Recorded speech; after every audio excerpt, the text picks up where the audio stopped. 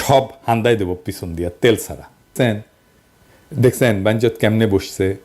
বাংলাদেশের সাথে ভারতের সম্পর্ক কিভাবে ম্যানেজ করা হবে তা দিয়ে বাংলাদেশের ভবিষ্যৎ নির্ধারিত হবে।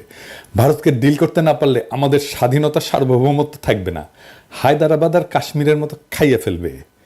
আমাদের কালেকটিভ মেমোরিতে জায়গায় রাখতে হবে কিভাবে হাসিনাকে সাপোর্ট দিয়া বাংলাদেশকে ধ্বংসের শেষ সীমানায় নিয়ে আসছিল ইন্ডিয়া, বাংলাদেশের উপরে কিভাবে চাইপা বসছিল।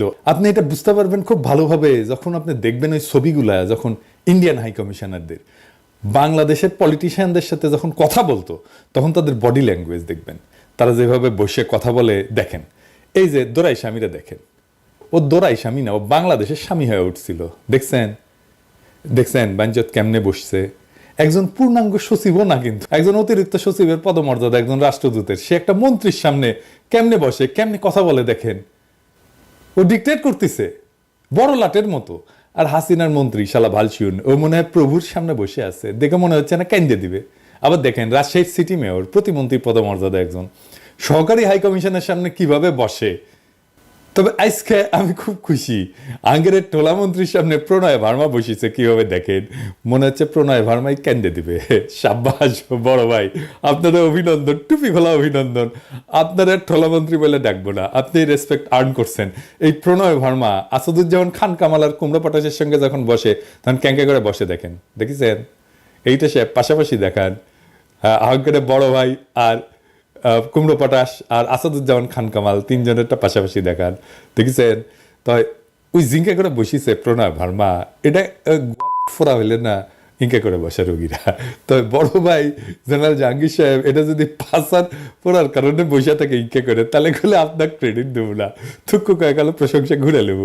যাই হোক, বাংলাদেশের উপরে ভারতীয় প্রভাব কিভাবে কাজ করে, অনেকভাবে করে, এর একটা দিক দিয়ে কাজ করে, সেটা আমরা কখনো আলাপ করি না। আজকে ওই আলাপটা করবো। আর একটা গুরুত্বপূর্ণ দিক দিয়া ইন্ডিয়া আমাদের উপরে বহুমাত্রিকভাবে প্রভাব বিস্তার করে, সেটা আলাপ করি। ধরেন জাতিসংঘ, আন্তর্জাতিক সংস্থাগুলা, এগুলো বিভিন্ন দপ্তরে যারা বাংলাদেশ দেশ নিয়ে কাজ করে তারা কারা? বেশিরভাগ ক্ষেত্রে এরা ইন্ডিয়ান। ধরেন একটা এক্সাম্পল দিই, আইএলও বাংলাদেশ চ্যাপ্টার দেখা হয় কোথায় থেকে? দিল্লি থেকে। দিল্লিতে আইএলওর আঞ্চলিক অফিস, ওইখান থেকে আপনি ওইখানদের কর্মকর্তাদের দেখান তো, এটা সাহেব লিস্ট আছে ওইখানে ওদের ওয়েবসাইটে, দেখেছেন 80% ইন্ডিয়ান, আরো বেশি হবে হয়তো। এখন দেখেন হাসিনা আমলে HRW বিবৃতি দেয় শ্রমিকদের অধিকার নিয়ে, কিন্তু আইএলও কোনোদিন দিছে কোন শ্রমিক অধিকার নিয়ে কথা বলছে? এই যে এত শ্রমিক মারা গেল, গুম হইল, খুন করলো এত শ্রমিককে, কোনোদিন কিছু বলছে? কিচ্ছু বলে নাই। আন্দোলন করতে যায় নিখোঁজ হয়েছে কতজন দেখেন, কখনো বিবৃতি দিছে? দেয় নাই। শ্রমিকদের আন্দোলন করতে গিয়া পুলিশের গুলিতে নিহত হয়েছে, আইএলও কোনোদিন বিবৃতি দিছে? আজ আমিনুলকে যে শ্রমিক নেতা, এটা একটা খুবই সেন্সেশনাল ঘটনা ছিল, আপনি জানেন না? আমিনুলকে তুলে নিয়ে যায় র্যাব, তারপরে ক্রসফায়ারে দিয়ে মারে, তারপর মাইরে ফেলায় দিয়ে যায় ডেড বডি। অনেকদিন আগের কথা, আজকে আশুলিয়াতে, অনেকে হয়তো জানেন না। আইএলও কোনোদিন বিবৃতি দিছে? দেয় নাই। কিন্তু এই এখন দেখবেন এই যে শ্রমিক এলাকাতে গেঞ্জাম হইতেছে না, এখন দেখবেন আইএলও কি বলে, সে এসে বলবে তোমরা সিবিআই আছে। সিবিআই মানে জানেন তো, শ্রমিকদের পক্ষে কথা বলার বৈধ প্রতিনিধি। এটা আন্তর্জাতিক আইনে স্বীকৃত, মানে কালেকটিভ বার্গেনিং এজেন্ট বলে। শ্রমিকদের পক্ষে কথা বলবে। প্রত্যেকটা প্রতিষ্ঠানে, প্রত্যেকটা শ্রমিক এলাকায়, প্রত্যেকটা ইন্ডাস্ট্রিতে একটা করে সিবিআই থাকে। ইভেন আমি যেখানে চাকরি করি প্যারিসে, সেখানে এই কোম্পানিরও সিবিআই আছে। হাসিনা আমলে কিন্তু সিবিআই ছাড়া চলতে পারবেন, বিশেষ স্ত্রী কোঠায় মাপ। হাসিনা বা আওয়ামী লীগ ক্ষমতা থাকলে যেভাবে ডিল করে বাংলাদেশের সাথে, অন্য কেউ ক্ষমতা থাকলে ঠিক উল্টাভাবে ডিল করবে। মানে আওয়ামী লীগ ক্ষমতা থাকলে তাদের পৌরুষ, পেশাদারিত্ব, এথিক্স, নৈতিকতা সব পোতায় যায়। আবার অন্য কেউ ক্ষমতায় আসলে তখন দিল্লির আইএলও কর্মকর্তাদের পৌরুষ জেগে ওঠে। এটা হইতেছে আমাদের সমস্যা, বড় সমস্যা। জাতিসংঘ সহ সকল আন্তর্জাতিক প্রতিষ্ঠানকে আমরা আহ্বান জানাই, আমাদের কখনো ভারতের সাথে একসাথে রাখবেন না। মানে আমাদেরকে যখন ট্রিট করে তখন ভারত যেই গ্রুপে থাকে সেই গ্রুপে আমাদের রিপোর্টিং যেন ভারত না হয়। পাকিস্তানের ভারত কি একই অঞ্চলে আছে? নাই তো। জাতিসংঘের আন্তর্জাতিক সংস্থা ভারতকে দক্ষিণ পূর্ব এশিয়ার আওতাধীন আঞ্চলিক অফিস থেকে দেখা হয়, যার কেন্দ্রবিন্দু সাধারণত ব্যাংকক হয়, নিউ ইয়র্ক হয় অথবা দিল্লি। অন্যদিকে পাকিস্তানকে সাধারণত পশ্চিম এবং মধ্য এশিয়ার আওতাধীন আঞ্চলিক অফিস থেকে পরিচালনা করা হয়। আমাদেরকেও বাংলাদেশকে পশ্চিম আর মধ্য এশিয়ার অফিস থেকে দেখা হোক, এটা জাতিসংঘের কাছে আমাদের দাবি। এইটা আমাদের পররাষ্ট্র মন্ত্রণালয়কে বলতে হবে। কোনোভাবেই যেন আমাদের সাথে ইন্ডিয়ার কোনো ধরনের এইখানে যোগাযোগ না থাকে, আমরা একই গ্রুপে থাকবো না, থাকলে আমাদের ওরা বাম্বু দিতেই থাকবে। এইবার আর একটা প্র্যাকটিক্যাল উদাহরণ দেখ, আসেন আমরা কয়েকটা নাম দেখি, আপনারা অন্যভাবে নিয়েন না, মানে দামগুলো দেখেন বাংলাদেশে কাজ করতেছে এমন কয়েকটা আন্তর্জাতিক প্রতিষ্ঠানে, ধরেন ড্যানিশ রিফিউজি কাউন্সিলের কান্ট্রি ডিরেক্টর, কি নাম, সুমিত্রা মুখার্জি। ক্রিস্টিয়ান এইড, কি নাম, পলাশ দাস। প্ল্যান ইন্টারন্যাশনাল, কি নাম, কবিতা বোস। ওয়ার্ল্ড ভিশন, সুরেশ বাটলেট। Concern worldwide, Suresh Kumar Agarwal. Oxfam, Ashish Damle. Care, Ramdas. Save the children, Suman Dasgupta. কিছু কিছু ক্ষেত্রে হয়তো পরিবর্তন হয়ে গেছে, এমন হইতে পারে, আমি তো নেট থেকে নিছি নামগুলা, কিছু কিছু ক্ষেত্রে হয়তো হয়ে গেছে যে এখন চলে গেছে, কিন্তু আপনার যেটা আমি বলতে চাইতেছি সেটা হচ্ছে বেশিরভাগ আন্তর্জাতিক সংস্থার হেড ইন্ডিয়ান, মানে ইন্ডিয়ান ছাড়া অন্য দেশের লোক আসতেছে না বাংলাদেশে, না চাইলে বাংলাদেশে আইসেন না, কাজ করেন না, ইন্ডিয়ান কোম্পানি বাদই দিলাম, মানে ইন্ডিয়ান কোম্পানিগুলো কিন্তু বাদ দিছি, মানে বাজাজ আছে, টাটা আছে, এয়ারটেল আছে, মেরিকো আছে, সান ফার্মা, তাও দেখছেন একদম আন্তর্জাতিক প্রতিষ্ঠান কিন্তু সেইখানে ইন্ডিয়ান দিয়ে রাখছে। সবাইকে বলে দিতে চাই, আগামী বছর আমরা কোনো ভারতীয় প্রধান দেখতে চাই না। বাংলাদেশের প্রতিষ্ঠানগুলোতে 4 মাস তো আছে, এরপরে কিন্তু অফিস ঘেরাও করব। কোনো অপ্রীতিকর অবস্থা এড়াইতে চাইলে আগেই ভাগেন ভাইয়েরা আর বোনেরা, পরে কোয়েন না, টাইম দেই নাই। আমার ক্ষুদ্র ভ্রাতার ভগিনীদের বলি, সব অফিসগুলো চিনে রাখবেন, আমরা জানুয়ারিতে আবার চেক করব, তখন যদি কোনো ইন্ডিয়ান থাকে অফিসে তাহলে কলে খবর আছে। হ্যাঁ, বাংলাদেশকে ভারতের জন্য হোস্টাইল টেরিটরি করে তুলব। আমার মাটিতে বিডিআর বিদ্রোহের নামে আমার সেনা অফিসারকে হত্যা করে আবার আমাদের সেনারা তাদেরকে উদ্ধারের জন্য যাইতে চাইলে বলো সেনা অভিযান করবা? এত মজা? ফেলানিকে মাইরা কাটাতারে ঝুলায় রাখবা, বাদ দিয়া নদী শুকায় আর বাচ্চারা ডুবায় মারবা, আমাদেরকে উই পোকা বলবা, আর হাসিনাকে ক্ষমতায় রাখবা, আমাদের বুকের উপর দিয়ে ট্রানজিট নিবা, সব হান্দায় দেব পিছন দিয়া তেল ছাড়া। ইন্ডিয়ার সাথে আগামীতে কেমনে ডিল করতে হবে? ইন্ডিয়া তো সবসময় আমাদেরকে অধীনস্থ করে রাখার চেষ্টা করবে, পা চাপা দিয়ে রাখার চেষ্টা করবে। আমাদের সাথে যা যা করছে হাসিনা আমলে, তার জন্য ইন্ডিয়ার সাথে কুত্তার মতো ব্যবহার করার বৈধ আর নৈতিক অধিকার আমাদের জন্মাইছে। হাসিনা যে ম্যাসাকার করছে তার পুরা দায়িত্ব ইন্ডিয়ার। হাসিনা যে ইন্ডিয়ার দাসী ছিল সেটা তো হাসিনাকে আশ্রয় দিয়ে প্রমাণ করছে, তাই কোনো মাপ নাই ইন্ডিয়ার লগে কোনো খাতির নাই। বাংলাদেশের কোনো উপদেষ্টা, বাংলাদেশের কোনো পলিটিশিয়ান যদি বলে যে আমরা ভারতের সাথে সম্পর্ক চাই, তার কলে খবর আছে, হ্যাঁ আমরা ধরবো তারে। আমেরিকা ইন্ডিয়ারে সর্বতভাবে সাপোর্ট দিয়ে গেছে, তাই ইন্ডিয়ার সাথে প্রকাশ্য শত্রুতা আর আমেরিকার সাথে শীতল সম্পর্ক, এটাই হবে আমাদের পররাষ্ট্রনীতি।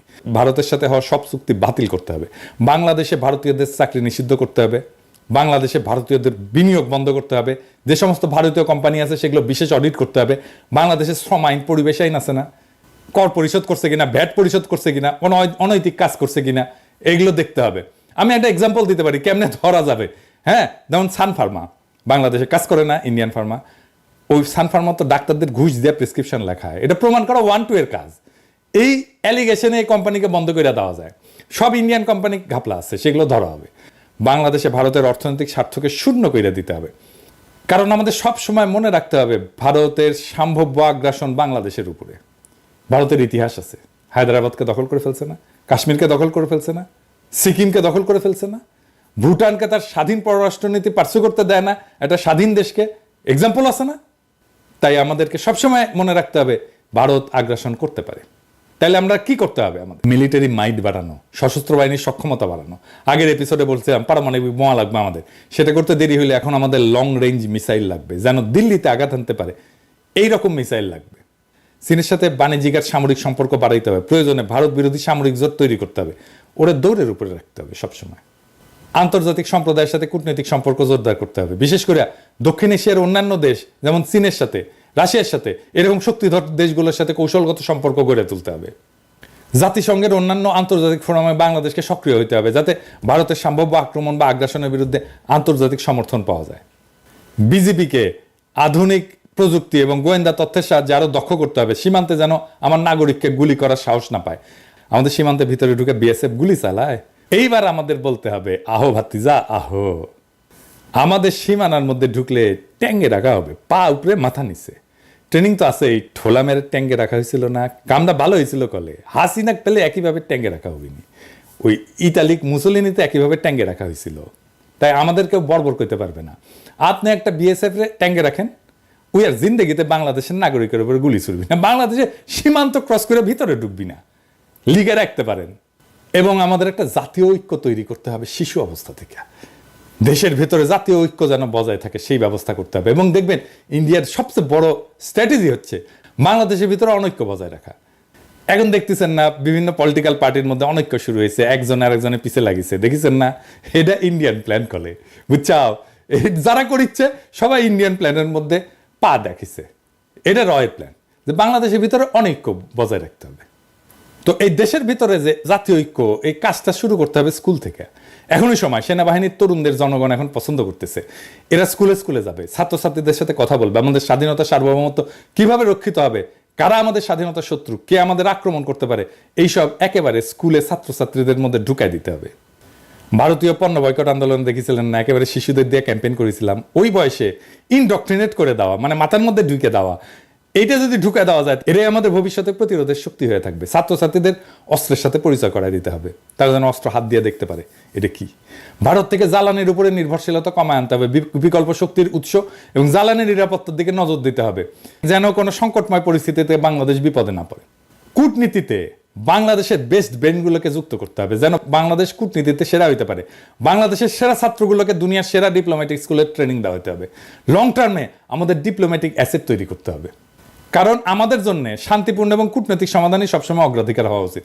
কিন্তু আত্মরক্ষা এবং প্রয়োজনে প্রত্যাঘাতের প্রস্তুতি অত্যন্ত গুরুত্বপূর্ণ।